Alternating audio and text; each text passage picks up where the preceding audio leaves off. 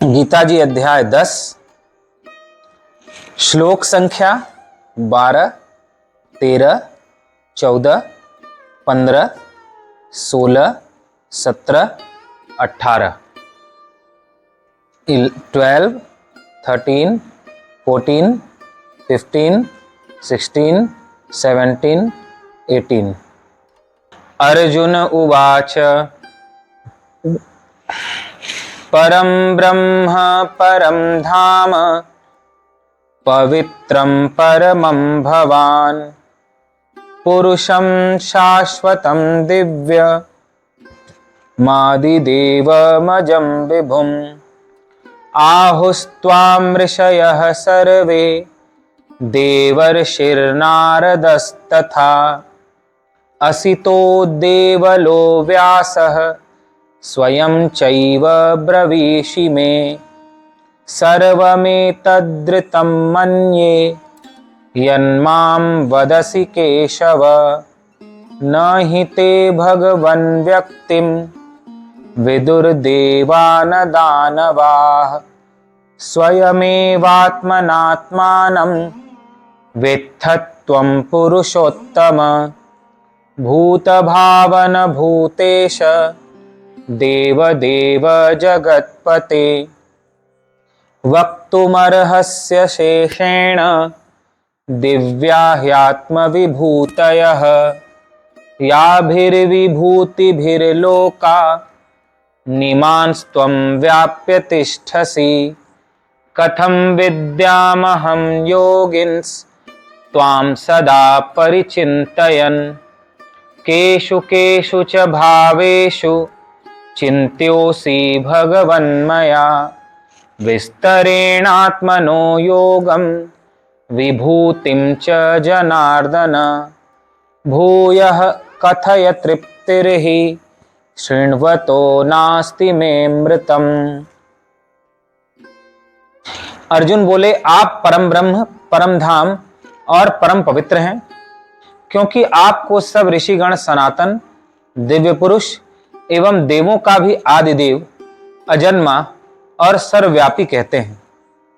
वैसे ही देवर्षि नारद तथा असित और देवल ऋषि तथा महर्षि व्यास भी कहते हैं और आप भी मेरे प्रति कहते हैं। हे केशव, जो कुछ भी मेरे प्रति आप कहते हैं, इस सब को मैं सत्य मानता हूं। हे भगवान, आपके लीलामय स्वरूप को न तो दानव जानते हैं और न देवता ही। हे भूतों को उत्पन्न करने वाले, हे भूतों के ईश्वर, हे देवों के देव, हे जगत के स्वामी, हे पुरुषोत्तम, आप स्वयं ही अपने से अपने को जानते हैं। इसलिए आप ही उन अपनी दिव्य विभूतियों को संपूर्णता से कहने में समर्थ हैं, जिन विभूतियों के द्वारा आप इन सब लोकों को व्याप्त करके स्थित हैं। हे योगेश्वर, मैं किस प्रकार निरंतर चिंतन करता हुआ आपको जानूं, और हे भगवान, आप किन किन भावों में मेरे द्वारा चिंतन करने योग्य हैं। हे जनार्दन, अपनी योग शक्ति को और विभूति को फिर भी विस्तार पूर्वक कहिए, क्योंकि आपके अमृतमय वचन को सुनते हुए मेरी तृप्ति नहीं होती, अर्थात सुनने की उत्कंठा बनी रहती है। भगवान अपने ऐश्वर्य, अपनी शक्ति का वर्णन अर्जुन के पास करते हैं। मेरे संकल्प से ही सारे ऋषि प्रकट हुए, ब्रह्मा प्रकट हुए। यह संपूर्ण सृष्टि मेरे ही मानस संकल्प से उत्पन्न हुई है। यह सारी प्रजा मेरी है। यहाँ कोई देवता, ब्रह्मा, ऋषि कर्ता नहीं है। मैं ही करने वाला हूं, और किसी में अपनी कोई शक्ति सामर्थ्य नहीं है। मेरी शक्ति से ही सब कुछ संचालित हो रहा है। सब मेरा ही है। ऐसा जानकर हे अर्जुन, जो संपूर्णता से मेरी शरण में आ जाता है, मुझ में ही मन लगाता है, मैं उसके हृदय में ज्ञान का दीपक जलाता हूं, जिससे उसके जन्म जन्मांतर का तिमिर, अज्ञान तिरोहित हो जाता है।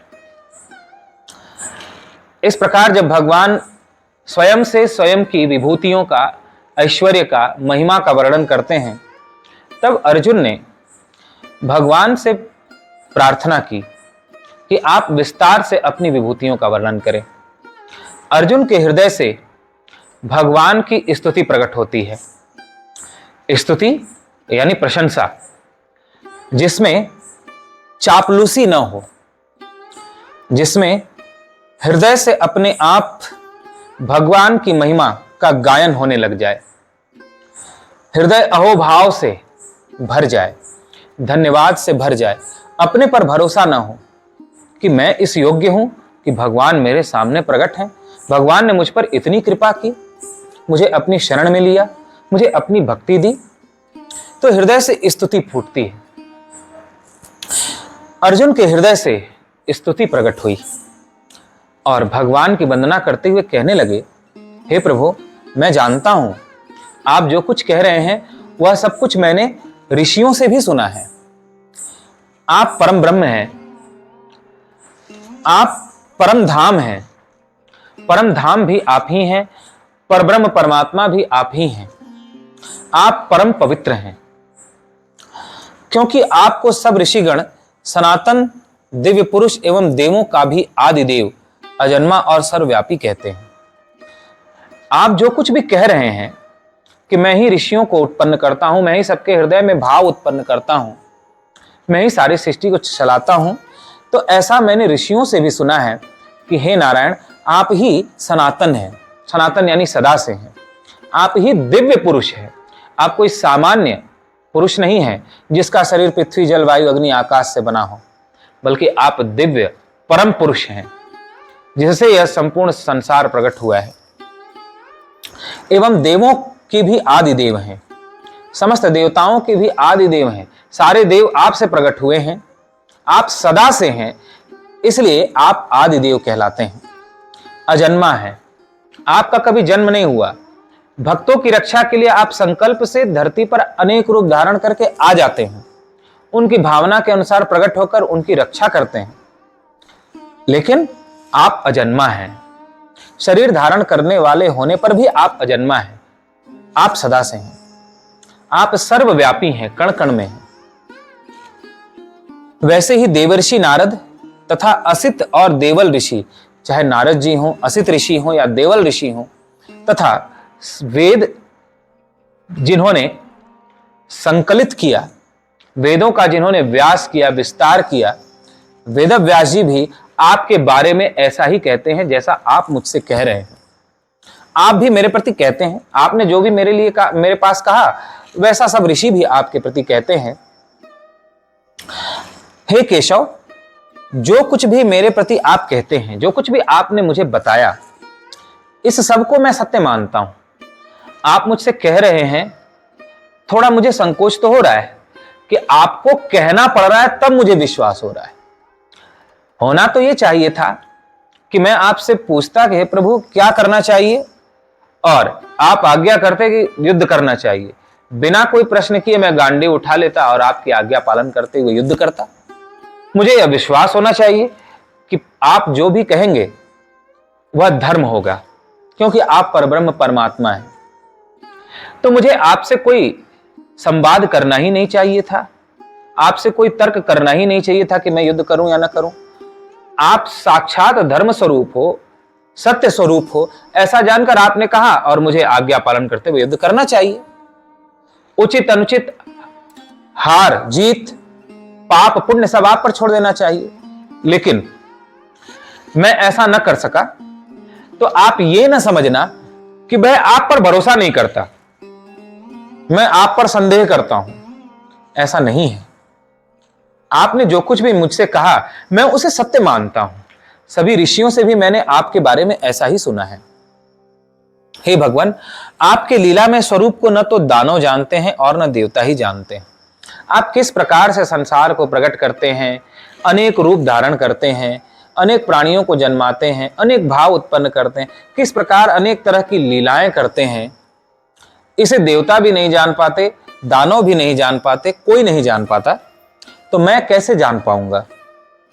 हे भूतों को उत्पन्न करने वाले, समस्त भूत प्राणियों को उत्पन्न करने वाले, हे भूतों के ईश्वर यानी भूतों के मालिक, हे देवों के देव, हे जगत के स्वामी, हे पुरुषोत्तम, आप स्वयं ही अपने से अपने को जानते हैं।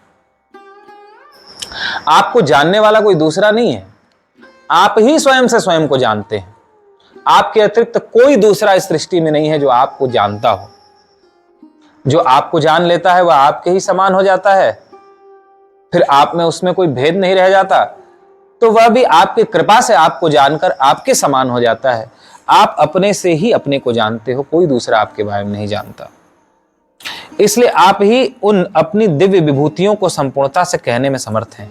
हे केशव, जैसे यह आपका दिव्य रूप है, इस कृष्ण रूप में आप प्रकट हुए। आप सर्वव्यापक परमात्मा हो, निराकार परमात्मा हो। आप ही संकल्प से इस विश्व रूप में प्रकट हुए हो।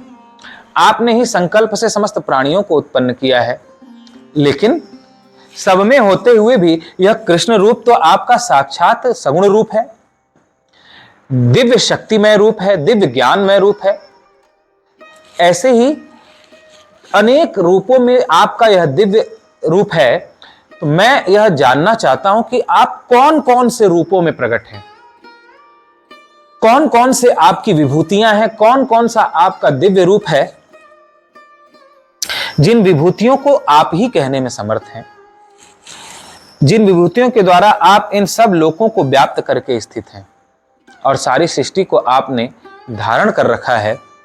वह कौन कौन सी आपकी दिव्य विभूतियां हैं। विभूति यानी शक्ति, जिसमें आपका विशेष गुण, विशेष प्रभाव, विशेष शक्ति प्रकट है, उसमें आप विशेष रूप से हैं। आप उन विभूतियों का मेरे पास वर्णन कीजिए। हे योगेश्वर, मैं किस प्रकार निरंतर चिंतन करता हुआ आपको जानूं, मैं किस प्रकार आपको जान पाऊं, किन किन रूपों में आपको पहचान पाऊं कि आप साक्षात प्रकट रूप हैं उसमें। और हे भगवान, आप किन किन भावों में मेरे द्वारा चिंतन करने योग्य हैं, मैं किस किस भाव से आपका चिंतन करूं। हे जनार्दन, अपनी योग शक्ति को और विभूति को फिर भी विस्तार पूर्वक कहिए। जो कुछ भी कहना था भगवान ने कह दिया। अर्जुन कहते हैं कि अब मुझे और सरल करके विस्तार से बताइए कि ये आपकी विभूति हैं, इन इन रूपों में आप विशेष रूप से प्रकट हो, ये आपकी दिव्य शक्तियां हैं। उसका ध्यान करूं मैं, उसकी सेवा करूं, उसका स्मरण करूं। उन विभूतियों का आप विस्तार से वर्णन करें, क्योंकि आप ही अपनी विभूतियों का वर्णन करने में समर्थ हैं। आपके अलावा कोई आपको नहीं जानता, तो आपकी विभूतियों का कैसे वर्णन कर सकता है? आप किन किन रूपों में हैं, ये कैसे जान सकता है? आपके अमृतमय वचनों को सुनने से मेरी तृप्ति नहीं होती, सुनने की उत्कंठा बढ़ती ही जा रही है। युद्ध का मैदान है, लेकिन अर्जुन ये भूल गए हैं कि यहाँ युद्ध हो रहा है। तो मुझे जो थोड़े में समझा दिया भगवान ने ऊपर के 5-7 श्लोकों में, उसमें उनकी विभूतियों को समझ लेना चाहिए था। एक ही बात भगवान ने कह दी कि जो कुछ भी तुझे शक्तियां मेरी दिखाई पड़ रही हैं, चाहे देवताओं में शक्तियां दिखाई पड़ रही हो, चाहे ऋषियों में शक्तियां दिखाई पड़े, वो सब मेरी ही शक्तियां हैं, उनमें अपनी कोई शक्ति सामर्थ्य नहीं है।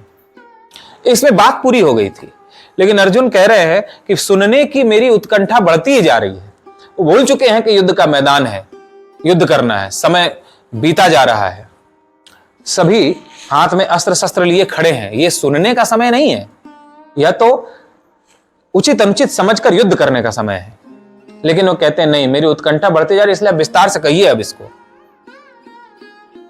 तो भगवान ने जब अर्जुन की उत्कंठा को देखा, जिज्ञासा को देखा, तो थोड़ा विस्तार किया इन्हीं 5-7 श्लोकों का।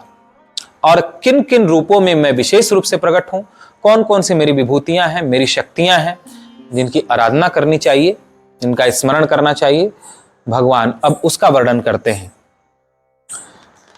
तो भगवान श्री कृष्ण किन किन रूपों में अपनी विभूतियों का वर्णन करते हैं, मैं किन किन रूपों में हूं विशेष रूप से, इसे हम सभी श्रवण करेंगे।